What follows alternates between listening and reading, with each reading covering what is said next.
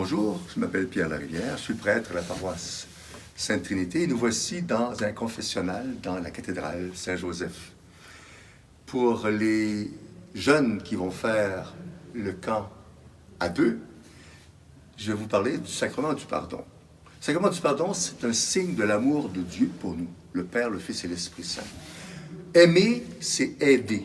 Aimer, A-I-M-E-R, aider, A-I-D-E-R, une seule note de différence, une seule lettre de différence. Et quand on aime, on apprend à pardonner. L'autre fait une bêtise, l'autre dit un mauvais mot, l'autre ne tient pas sa parole, l'autre arrive en retard, mais nous sommes tous faibles et nous pardonnons, et le Seigneur nous pardonne. Et le confessionnal, c'est l'endroit habituel où on reçoit les jeunes, les adolescents, les jeunes adultes et les vieux qui veulent vivre le sacrement du pardon. C'est-à-dire quoi? C'est-à-dire dire qu'ils sont faibles, pécheurs, fragiles et de telle façon. J'ai volé, j'ai fait du mal, j'ai fait chier mes parents, j'ai menti, et on le dit pour en prendre une conscience neuve. Autrement, ça peut rester un rêve à peu près. Oh, je pense que je n'ai pas été correct. Mais quand on nomme son péché, c'est plus efficace pour le corriger.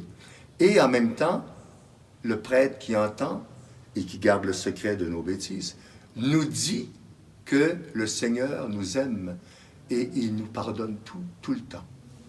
Et je vous rappelle la parabole de l'enfant prodigue. L'enfant prodigue, il est arrivé assez grand, son père l'embête, il demande à son père ce qui lui revient quand son père va mourir. C'est pas très drôle, hein? Et puis il part avec cette somme d'argent, et puis il se part à l'aventure. Puis il fait du bien, mais il fait des bêtises.